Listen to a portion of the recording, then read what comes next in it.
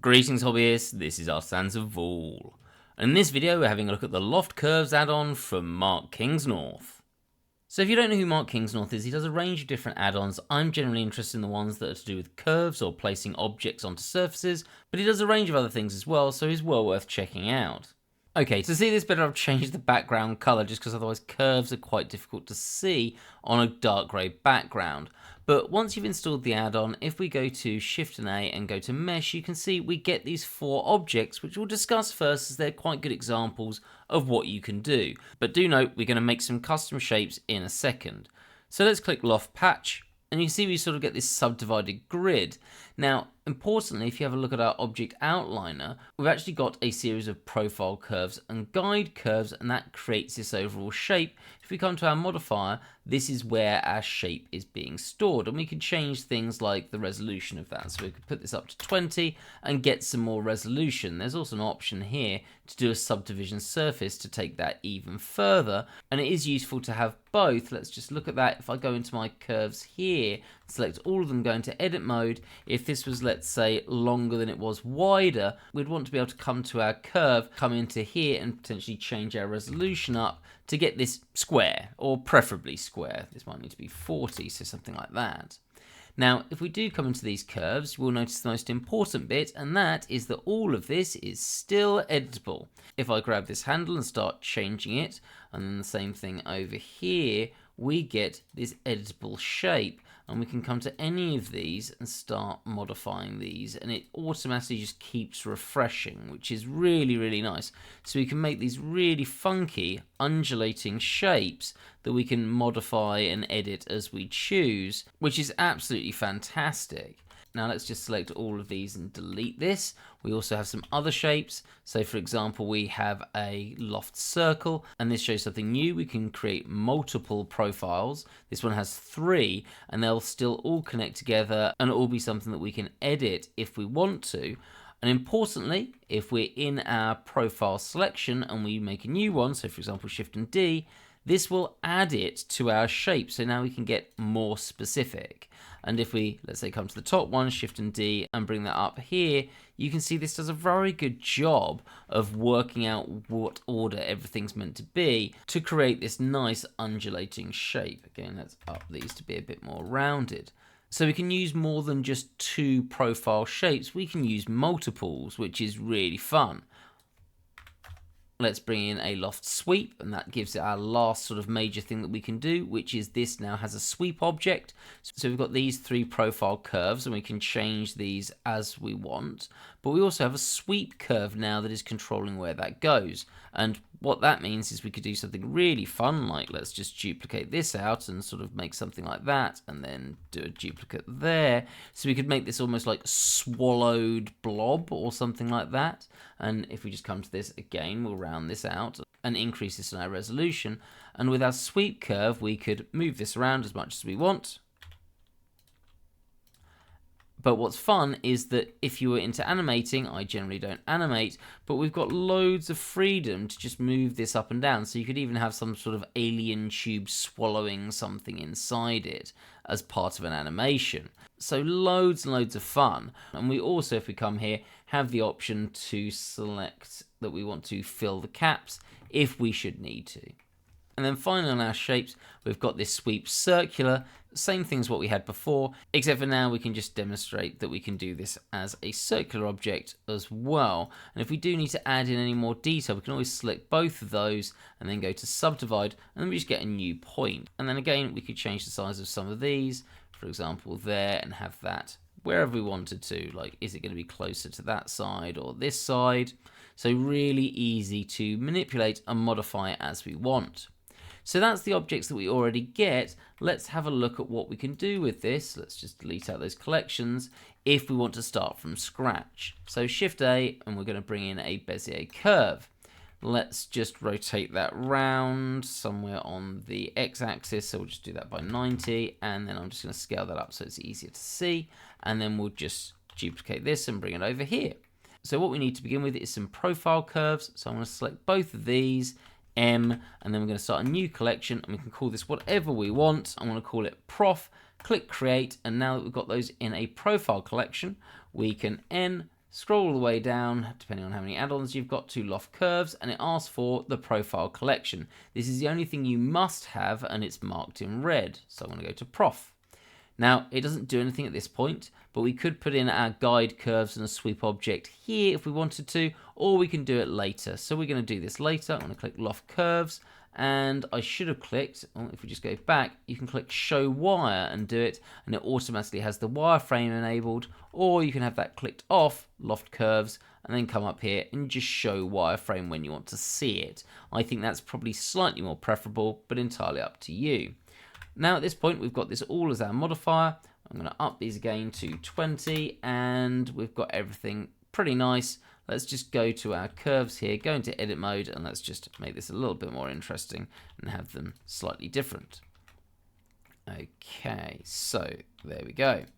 Now at this point these edges here, the ones going in my Y direction, are very flat. So if we want to then change that, we need to set up some guides. So this again is a Bezier curve, so I'm just going to actually demonstrate this first. If I come to this and Shift and D, because it's creating it in the profile, we just get this adding onto it, so just the way we saw in those curves earlier. So we can just add this on, but as soon as I, let's say M, and make a new collection, and we'll call this guide, this now becomes not part of it. So very easy to bring objects in and out of these collections. And then let's just rotate that around somewhere. So what we're going to do, for this to work, we need these handles exactly on the end points of our profile. So for example, I'm going to hit G and hold down Control and snap it to there. And this one, G, hold Control and snap it to there. And then that should be ready to go. So let's come to our object, say that we've got some guide curves. We're going to go to our guides collection, and now this is working, but just on one side because we've only got one guide. If I Shift and D to duplicate this, it is in the guides, but if it's not connected to these two curves, it's not going to work. So once again, G, Control click to there, G, and then Control click to here as well. For this to work, do make sure your snapping's on vertices, and you could do this with the snapping tool on without hitting Control, but you can see how now this works perfectly. If I ever decide to take this off, it will stop working, put it back, it starts working. So this is how we can control this really, really easily and move things around. Now, something to be aware of. If, for example, we decided that we want to Shift and D and bring this along to make it longer, we've now got 3 profile curves. But this guide has stopped working because now the guide does not go through all the profile curves. Very easy to solve. Let's come into these two guides, tab into edit mode, select this one here, E to extrude it, Control click there, and now it's working. Same thing there, E to extrude it, Control click there, and now it's working. So this could be used to make some really nice things like tabards, anything that needs to be an organic undulating shape. But once again, this is now looking a little bit elongated, so let's just up our Y resolution to something like 40 to make this square again. Now what we can do if we choose to is make this so that this does go round in a circle. So let's just come to this shape and then come down to loop, and you'll see we get a loop. This is on our profile curve, so this is my guide curve. These are the profile curves, and you can see that this is going round in a circle, but it's looking pretty awkward. So what I'm going to do is edit this guide curve, so let's just move that round there. And then we'll come to this guide curve and do the same thing. And you can see we've got this rounded shape. Now, I'm not sure why you do this and not just use circles, but this is an option if we should choose to. So let's just do one example with the circles from scratch. So we're just going to bring in a Bezier circle. Let's just Shift and D and bring that up. And then actually I'll just bring another one in here, and then let's scale that up. And we'll make something similar to the object we saw as the demo points. I'm going to select all of these. I'm just going to drag them into my profile section so I don't have to make a new one. And then N, we've got this still as profile, so I can click Loft Curves and it's working. Let's just up those to something like 36, and we've got this good to go. Let's just G and Z that up, and then G and Z that down. And then if I wanted to add a sweep curve, let's just bring in a Bezier. Oh, well, that's interesting. It has had a good go at trying to sort this into our profile collection, but I'll drag that up into our collection. G, bring that along, S to scale it up, and Control and A and apply the scale. and then let's rotate that around. And then once again for this, in our modifier panel, so come down to our modifier, we've got the option for sweep, click that, click on the curve, and then we've got this trying to sort itself out along the curve. I think my curve is a bit big though. Let's just come up to our item panel and then edit mode, and we might just select everything and change down our mean radius. There we go, that's a bit better. So again, a lot of control over this. We can control the shape as a whole with the mean radius, but we've also got our individual circles that we can scale down or up to control this as we choose that way as well. So a massive amount of control. Now there's some interesting points to mention on this add-ons page on Superhive. The first is some examples of what you can do with this. We've got this really good example of a boat hull, another one of a bat wing, which is really cool. I might just actually do another video demonstrating how to make this bat wing. I've seen a few people requesting that, so that might be fun to do. And then off to the side here, importantly, especially if you watch the channel regularly, a while ago I did a video on curves to mesh, which is another add-on that Mark Kingsnorth does. It is similar to this in functionality, except for it doesn't create a continually evolving shape. It makes a one-off shape. There are other differences here as well. I'll put this table that Mark's created showing the differences.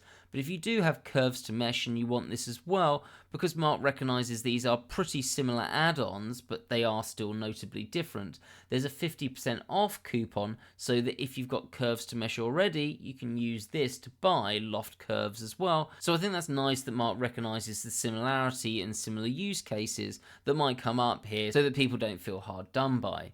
Anyway, let me know what you think. If you do want me to make that bat wing, do say in the comment section, or have a go at making it yourself. You can kind of work it out from the picture, but I just thought it might be something fun to go through. If you are interested in that, hit that subscribe button and hit the bell icon so you know when I've got new videos out. And if you're watching this on YouTube, that video is probably already up on the Patreon, because the Patreon is a week ahead and you get all these videos ad-free for a few dollars a month, and that goes towards supporting the channel. Hope to see you in the next one, and have a great day.